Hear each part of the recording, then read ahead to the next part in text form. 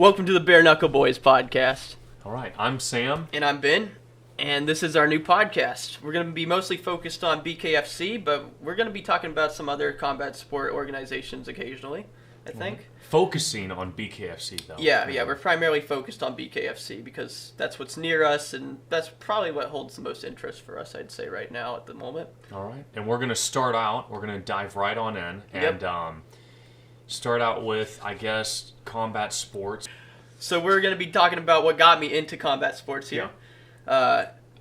And we'll also talk about what got you into combat sports. So how did you start at the beginning? How did this all start out with combat sports first? And then we'll get into how it goes into BKFC. I would say it started when I was 14 years old, and I kind of got interested in boxing from just watching YouTube videos. I wanted to know more about the sport in general. I've never really been a sports guy as a kid. I wasn't really... there was a brief interest in baseball, but I never followed it. I tried wrestling when I was, I would say, I think I was 11 years old, and it just wasn't for me. But when I was 14, I looked into boxing. I was like, oh, this is pretty cool. The first fights I was watching were old Mike Tyson fights. I really got into watching him fight. Was it just like the adrenaline, or what was it about boxing? About the fighting? Was it just fighting? Well, it was just an interest in, I guess, combat in general. When I was younger, I guess I had done a few martial arts, and I had watched a lot of I guess combat sport movies and stuff. Well, Rocky's a good one. I mean, that's a really big movie. A lot of people know about it. So I guess it was the hype from it, or was it just the aggression? I wanted or the story. I was interested in the story, because I have a lot of interest in films as well, but but also I have an interest in history, so I wanted to learn more about boxing, and I was spending a lot of my time on YouTube watching older fight footage, and that actually led me down a path of becoming even more interested in boxing. And I was like, well, is there anywhere around here where I can actually do this? And I when I was about 15 years old, I think, my mother found a local gym that offered boxing for free to anyone under the age of 18. Right. So I started to go there, and I liked it a lot. I wasn't very good, but I liked it a lot. And it was like the first sport where I was like, okay, I could get into this. I had tried other sports when I was younger. Like I did track and field and cross country, and none of it exciting for you. Yeah, it's kind of boring. Yeah. Doesn't get that excitement. Doesn't get everything going. Yeah. But boxing was a sport where I liked watching it. I liked following it. I wouldn't say I really paid super close attention to it, but at the time my family had cable, and anytime a fight was on, I would watch it, even if I didn't know the fighters' names or anything. Right. I would watch it, and I was like, okay. But also, I was really interested in the history of boxing, and I would watch old fight footage of Jack Dempsey and Jack Johnson from the early 1900s. Watch, Jake LaMotta, Sugar Ray Robinson, Muhammad Ali, obviously, George Foreman. So let's tie this back into BKFC. Let's talk about how I got into BKFC. Yeah. So where's that transition from boxing to then finding BKFC? Right. I kind of found BKFC by accident in late 2020. So around probably December of 2020, I had been looking into more about the history of boxing, and I was hoping to maybe find some really early silent film footage of bare-knuckle boxing from like the 1890s. But what I instead found was that there's this American organization that's been going pretty steady since 2018 called BKFC. Right. And I was like, what? There's bare-knuckle boxing in America today? I thought it was illegal. It is still illegal in a lot of states, but I wasn't aware that anything came back. I was like, okay, let's let's see how this compares to what I've read about what bare knuckle boxing was like in the 1800s when it was, when it was just called boxing back then, when they didn't use gloves. So I checked it out, and I was immediately captivated by it. I was like, whoa. So you just stumbled upon it. It wasn't. Yeah, I found it by accident. Okay. Yeah, the first fight I saw was Christine Faria versus Helen Peralta. I saw a video of that on YouTube, and immediately I was like captivated by the savagery of the sport and the intensity of it. It was. Get your blood flowing. Oh yeah, it was very exciting to watch. Oh, yeah. So, but I didn't pull the trigger on buying a subscription to the BKTV app at that point. That came in, I believe, February of 2021. Yeah. And no, I think I bought it in February of 2021. But I got it because I had made a promise to my friend that if I won a wager on a fight that William and I had been planning on watching, that if I won that wager, I would invest into a subscription to BKTV. It paid off, and decided, all right, I've got some money to use now, so I used my winnings from that and bought myself a subscription to BKTV, and haven't regretted it since. So what was the first BKFC fight you saw? Like the first event. The first event I saw live was BKFC 16, and that was a fight card that I'll probably remember for a pretty good long time. At least some of the fights really stuck out in my head and made me go, okay, this was totally worth it. Because when I bought it, I was a little nervous. I was like, is this gonna have been worth the $50 I spent? But but it totally was. The two fights that stuck out in my head the most, and that I remembered the most from that event, was first I would say Elvin Brito's fight. Just his fighting style in general, I was very captivated by, because he was using all these movements that you don't see in boxing. Very different. Yeah, and I was like realizing just like how much of a difference it makes when you take off gloves. Like your blocking's completely different, and he was doing all this hand movement and stuff, and I was like, what's going on here? I've never seen anything like this before, but it worked. And I was like, I was kind of thinking like, oh, this guy's gonna get caught, but no, he successfully confused his opponent and beat the crap out of him. The other one was David Diaz versus Spencer Rungeri, I believe. I might be mispronouncing that, but it looked like a total clown show. It looked like it was going to be a total clown show just from the weigh-ins and the what seemed to me to be kind of a petty rivalry they had, or there had been some shit talking going on in the background, and I didn't know the full context of it, but from what I saw, I was like, oh, this is kind of goofy shit. And I saw them at the weigh-ins, and they were talking mad shit, but very entertaining though. It was entertaining. Yeah. I'm not gonna lie, it did get me excited to see that fight. I was like, oh, how's this gonna play out? Did you think it was gonna be like? I thought it was gonna be a joke. I thought they wouldn't know what they were doing. Yeah, like a little cat fight kind of thing or something. Yeah. So how did it? So Spencer Rungeri was. Well, let's talk about like who these people like were in my eyes. Yeah. Spencer Rungeri had this like obsession with Nordic mythology, and I think he even prayed to Odin before going into the ring, and I was like, oh, you don't see that, really? Did he actually? He did, yeah. It's kind of cool. Different. Yeah. It's different. Not harping on his religion or anything, but you don't really see a lot of Odin worshippers in America. Then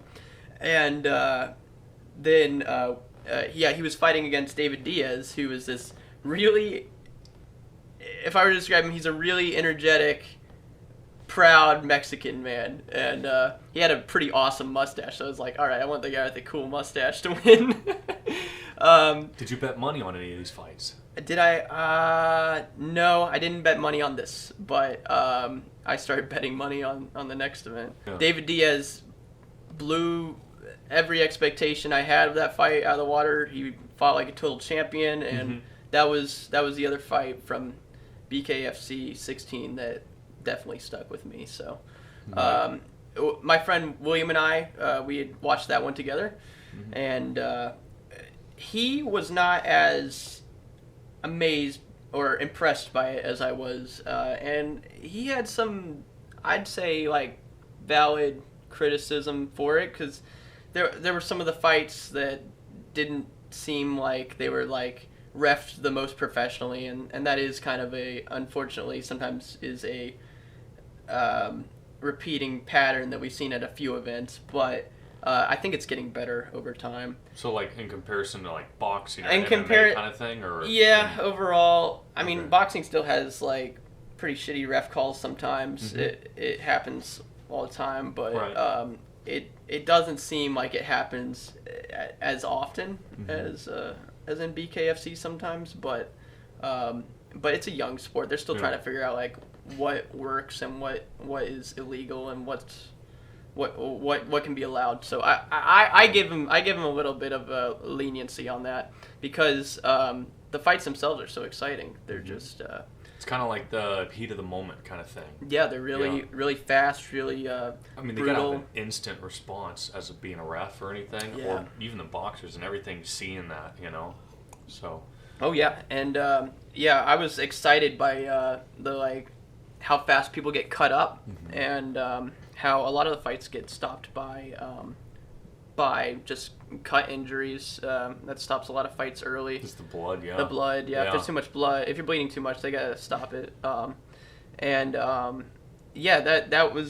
was really interesting to me, and that's something that caught my attention, and I was like, all right, I'm really invested. But my friend, as I was trying to talk about earlier, he wasn't as impressed by it.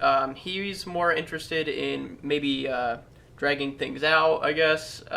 Maybe dragging things out isn't the right word, but he likes longer fights in general. Longer rounds. And I can understand that. I mean, like boxing. Sometimes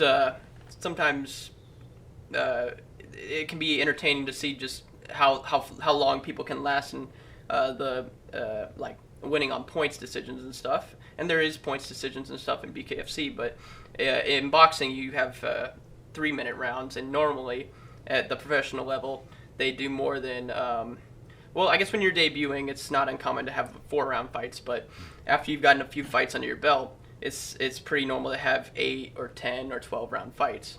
And you gotta, in a situation like that, you gotta pace yourself differently, because if you're not confident that you can knock the other person out, like in an early round, you need to be able to maintain some kind of, I'll say, gas tank, for lack of a better term. You need to be able to survive into those later rounds, and so you're gonna pace yourself differently. What I liked about BKFC is they're 2-minute rounds, so immediately it's high. I'd say higher intensity in the beginning, because people know that it's only 5 rounds. It's 5 rounds for everyone, regardless of if you're debuting or if you've been fighting. So 5 rounds with 1-minute breaks. Each round is 2 minutes. I liked that. So yeah, that was sort of my introduction to BKFC. You want to talk about your history with combat sports? Well, I guess with combat sports, I guess you kind of, I was already kind of, I'd watch YouTube videos of, fights, just street fighting or whatever, or boxing or MMA. Really interested in MMA. Just seeing the fighters duke it out in the octagon. I guess what got me into BKFC though was you, and that was you showing us those events from your subscription. So that was really nice. I guess I didn't get fully into it until later on. Which one? Then when I guess fully got into it was probably like BKFC 19 or so. With the Paige and Rachel Ostovich fight. Yeah, kind of starting to learn the names. Still horrible at the names. Learning. I'm not great at them either, but we're learning. We're getting to know the fighters too. So then I guess let's see here. So 17 and 18, I think you showed me, didn't you? Or 18 at least? I started showing you guys at 17. 17? So yeah. Yeah. So we watched those full all the way through. But it just, I was seeing it as just another fighting videos, which I was getting into it for the fighting, the adrenaline. Mm-hmm. It gets your blood pumping. Also the Tiger Life, man. I mean, it just gets you in the zone. Well, do we want to talk about what Tiger Life is? Yeah, sure. We can hit up what. So what is Tiger Life? Well, Tiger Life is an energy drink that they promote on the official BKFC podcast and on BKFC at all of their events. It's an official sponsor. So who puts that out there the most, do you think? Oh, well, easily our main man, Brian Sosha. He's always at the forefront of promoting Tiger Life, and the enthusiasm he does it with definitely it got me interested and curious enough to buy some for myself, because they don't sell it around here. Mm-hmm. We're a couple Tennesseans, so they don't have that drink down here yet. Yeah. So then with that, speaking of Tiger Life, when we actually ended up going to BKFC 20, yeah. I don't know if I think you did you mention that already? I don't know. We haven't mentioned BKFC 20 yet. Well, rolling with Tiger Life, man. I mean, we brought it down, and you actually got one signed. Yeah, I got by Brian. I got Brian Sosha to sign my Tiger Life, and it was pretty awesome. But we'll be talking about our BKFC 20 experience in a little bit. Yeah, pretty epic. So rolling back to the 1819.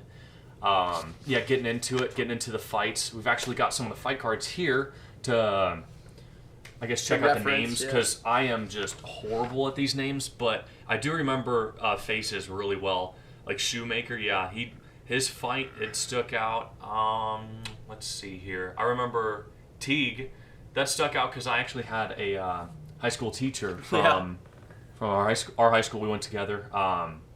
His name was Teague, so that kind of stuck out a little bit. Wanted to see, interested on who would win on these fights. The girl fights were crazy. Yes, they stuck out. That's something I should probably mention about my history with combat sports. I've since I was probably 17 or 18 years old, I have gained a lot of respect for and a lot of interest in female fights in general.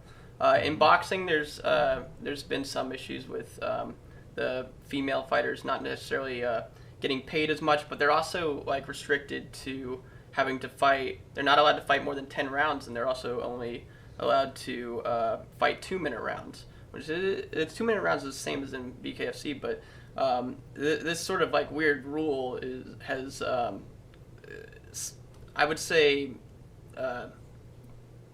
prevented some female fighters in boxing from getting as popular as they probably could or maybe even deserve, because those girls, they put in just as much work as the guys, sometimes even more, because there's not as many female fighters out there in general. So a lot of these female fighters, they're just training with men all the time, and the thought process behind that is if you can beat a man in the ring, you can beat a girl. So then I don't know about some of these girls. They are, I mean, I know I'd get my ass kicked from some of these. I mean, especially from, what is that 19? Oh, yeah. Oh, gosh. With Taylor Starling, you're talking about. Yeah. Absolute brutal. Heck, even some of the smaller fights. But yeah, I love watching female fights just as much as the dudes, sometimes even more. They're brutal. Sometimes I even look forward to them even more than some of the dudes on the cards sometimes.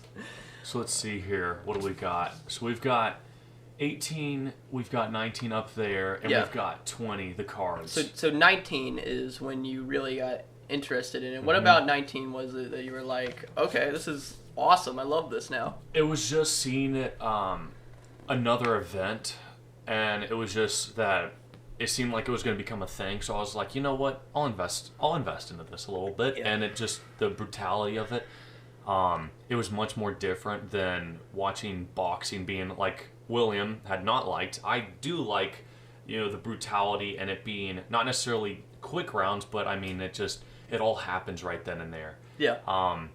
It's kind of the reasons why some people don't, like NASCAR or baseball or something, because they're long, they're drawn out, and only people like to watch when something happens, like a fight or if someone's getting. And at max these, well, unless there's some sort of issue with a low blow or something, at max these fights are gonna last.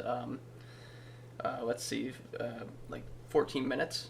About if you're counting the breaks. Quick. Yeah. So it's pretty quick, and I love that they squeeze so many fights onto one card because I love when there's a lot to watch.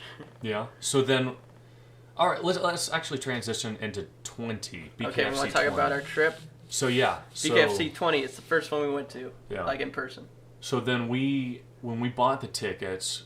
I guess you got us all into it. Yeah, I was sort of like, this one's down in Mississippi. This is the closest one for a while, and it looks like an interesting card. It's a drive. It was a bit of a drive. How long was that? 7 or 8 hours, but 7 or 8 hours. We could have probably done it in 6 hours and 40 minutes, but not with the people, not with the person we were driving with, because. Yeah. We might have had cops on us if we would go quicker, or him freak out. Well, we also had to stop for lunch and stuff, so. Gotta have lunch. But we made it. We made it down there. We got there early because we left early, which was a good choice. And then we all went to. Why did we leave early? We left early mainly so we could enjoy our time down there, I'd say. Also to hopefully see some of the fighters. Oh yeah. We were banking on that a little bit. Yeah. We ended up seeing most of them after the fact. Well, actually, all of them. Well, we'll get into that. But we. So getting there. Yeah, getting there. Right when we got down there, just exploring Biloxi a little bit. Went to one of the casinos and then got some food down there. Everything's a little bit different right on the beach. Yeah. Definitely really hyped because it was the first time. I think that's our first time you, me, and Kai have actually been on a road trip of that duration. Oh yeah, we've never gone that far together before ever. Yeah, so that was something new. So we were already hype. Oh, yeah. Down there though, before the fight, what did you want to do? You wanted to dress up. You wanted to get Yeah. Well, I wanted to stand out. I figured a good way to maybe get a chance to talk to some of these fighters would be to get a little bit dressed up in a way that's very eye-catching. And so what I did was I went with a 1830s gentleman's attire. Yeah. I wore this top hat and ended up dressed up pretty dapper. A lot of people said. Yeah. Some people said you looked like Willy Wonka. I heard Willy Wonka. I heard magician. And I heard circus ringleader. Circus ringleader. But I was sort of thinking like maybe try and dress the way someone might have gone to a bare knuckle event in the 1830s or 1840s, like a gentleman's event. But it was a little cheesy, but my plan worked. Got a pretty good picture with the ring girls, and got a lot of great pictures with some fighters. So who was the first fighter we actually met when we walked in there? The first fighter we met when we walked in there was Lorenzo Hunt. Lorenzo Hunt. He was awesome. So have you seen any of his fights previously, before we actually went down there to Biloxi? Oh yeah, we saw him in BKFC 17, I'm pretty sure. Yep. We saw him fight on that card, and so when I got to see him in person, it's the first fighter I've met in person. I've been fortunate enough to talk to a few fighters on Facebook before, but meeting him in person is just awesome, man. They say don't meet your heroes, but it seems like BKFC's been a pretty good exception to that rule, because every single one of them I've met, they've been pretty awesome, pretty great to me. And so yeah, that was the first one we met, and he was there promoting a pretty good cause. He was trying to raise awareness about the issue that's plagued our country for a long time with veteran suicide. Yeah, there's I think the statistic is 22 veteran suicides every day. So it's something really high. It's pretty crazy. So he put you to work, didn't he? He put me to work. Yeah, my friends were making fun of me for it, but I didn't mind. It was fun to help him out. I was just passing out some of the flyers he had for veteran suicide awareness. You passed out every single one of those. I passed out all the ones he handed me. Yeah. Everything. I mean. Yeah, man, but it was an honor, I'd say, to like just be able to like have that interaction with him to begin with. So that's the first right after. That was the first like really cool. Right there, yeah. Yeah, right after getting my picture with the ring girls. So now, going up the stairs, getting to our seats. What's the atmosphere, and then first thoughts on when you saw the squared circle? Yeah, the squared circle. Yeah. What's the first thoughts on that? Well, it lived up to and even surpassed like all my expectations for it. I'd really hyped this event up because just getting excited for first live bare knuckle event I'd ever gone to. I'd gone to live boxing events before, and they're pretty exciting, but they weren't like this level of excitement I had. It was awesome, man. I just like walking in there, I was like, wow, this is so big. I'm finally like at this place I've only been watching on TV for a while. Yeah. And then I had planned earlier to meet up with Brian Sosha and get that Tiger Life signed. And what happened then? Something way cooler than I thought was going to happen happened. He so we were sitting up in a higher level, and most people aren't allowed unless you bought the tickets down in the around the ring area. Right. You can't go down there. But had someone come get me, and I went down there, and who did you get to meet? First, I met Brian Sosha. Yeah. And he introduced me to everyone around the ring. He introduced me to the announcer. He introduced me to the people who were running the broadcast. He showed me all the people who work behind the scenes. I think even the president of BKFC. Yeah. Actually. That was huge. I got to shake hands with David Feldman, and I was like, oh my god.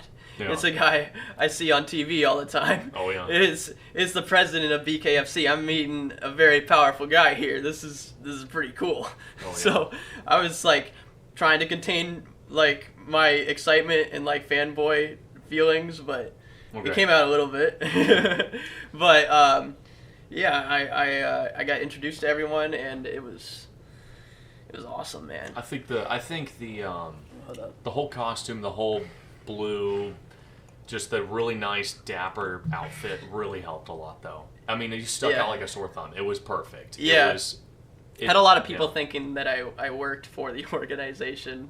Hey, maybe one day, but I would love to. Yeah. So now getting back after you getting introduced to a good bit of the fighters, ring girls, getting to see the president of BKFC, getting to get your Tiger Life signed by Brian, bringing us back up to the seat, and watching the fight.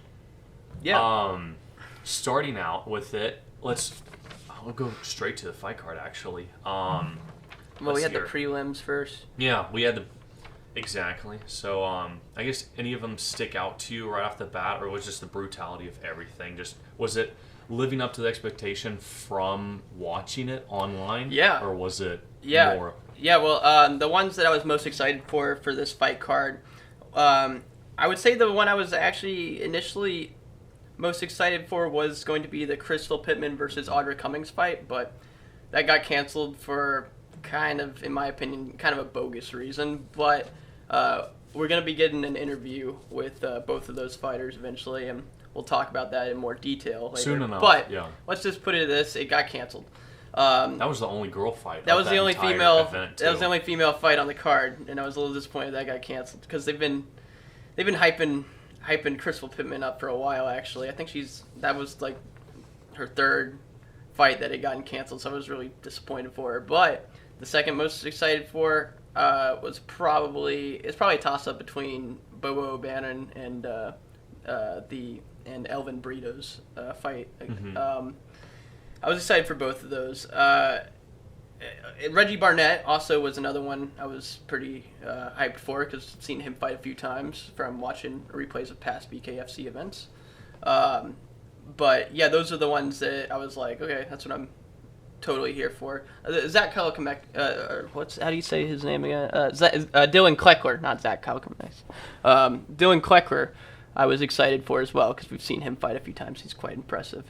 But yeah, the entire fights, there were a few bogus calls on, in my opinion, on the who was that? Gillard, right? When they claimed that he like punched the guy while he's down, but they've since shown in slow motion that he didn't even hit him the second time, and the ref messed up the biggest because he didn't step in between them. Yeah, there's a lot of controversy on that one. That was very.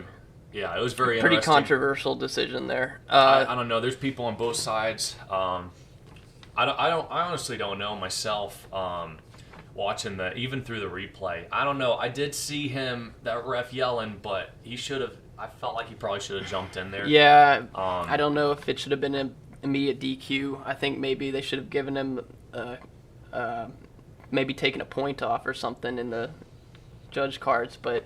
I don't think his opponent was really gonna make it through the next few rounds anyway. So some of the fights that really stuck out to me, or not fights exactly. I mean, all of them stuck out to me because it was just I couldn't get enough of them. Everything going. But getting to see the fighters in person. Let's talk about that. So like after the event ended. Oh no, I'm saying like right in the middle of it. So like it was just getting to see them fight. Seeing their names up there. It was a whole lot easier to memorize, I guess, or start learning them a little bit better. Like Quentin Henry, actually, he was a beast in his fight. He was awesome. Harris, that was one that was absolutely brutal. Just clobbering. We both wanted to meet Harris. Oh yeah, that would have been really exciting. We didn't actually end up getting to meet him. Hopefully, eventually. We'll get it. I think we can get him on this podcast. That would be great. I hope we can get all these guys and girls on this podcast eventually. That'd be awesome. That's going to be another thing we're going to be doing, is getting a bunch of interviews in eventually. Bobo O'Bannon, yeah, he's what such about that fight? I was really impressed with Lewis Rumsey. Mm-hmm. No one expected him to.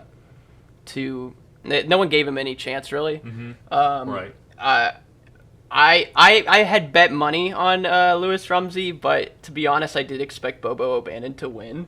But I'm a bit of a gambling man, so I was betting on the underdog to possibly win that, and I didn't put very much money. I'll say that. Mm-hmm. Sorry, Lewis, but I wanted you to win just so I could get a little bit, but I wasn't the most confident. Actually, heck, even seeing some on the Instagram. Or even just all these post interviews and everything through the fight at all with Bobo O'Bannon and Lewis. It looked like Bobo got messed up a whole lot more. He was bleeding all over the place. Yeah. But Lewis, he didn't have much. But Lewis was knocked down more. He got knocked down. What was it? 3 times? 3 or 4 times. Yeah, it was quite a bit. I'd have to rewatch it because I can't remember how many times he got knocked down. But I was always impressed when he got back up. I was like, and those are some big guys. A lot of normal people would. A lot of even heavyweights, I would say, like they would probably have given up after the second time that he got knocked down. Like someone his size got knocked down. Yeah. But he kept getting up, and I couldn't help but get excited by that. And I think even Bobo has said that like he has a lot of respect for like the what would you say, tenacity. He has a lot of respect for his opponent. That's another thing I like about BKFC is, for the most part, you see a lot of respect between the fighters. You know, they just go to war with each other in the ring, but they after the fight's over, they'll shake hands. Some of them go out to dinner with each other. Yeah. They'll check in with they're each all other. Hanging out. I mean, they're all friends. It's a big. Even for the though most you've got part. that rivalry up in there. Yeah, there's some like rivalry. They're trying to sell the cards and stuff, and I get that. But for the most part, people are very respectful of each other, and I like that a lot. So I guess let's see here. We actually all right. So then after all the fight, after all the brutality, absolutely amazing. First event live, fantastic. I guess we also ran into we also ran into the guys at Mission Accomplished, which they had I don't think you or Kai were familiar with their podcast before. Not then. Now I am. But at the time I was not. I've been avid podcast connoisseur. I mostly listen to the official BKFC podcast with Brian Sosha on it, but I also like to listen to Mission Accomplished. I listen to them all the time at work. And the third one that I listen to, probably the third most, is the Knuckle Up podcast. They're all great, but it was really exciting to see the guys from Mission Accomplished there. It was just like, you're the guys I listen to at work all the time.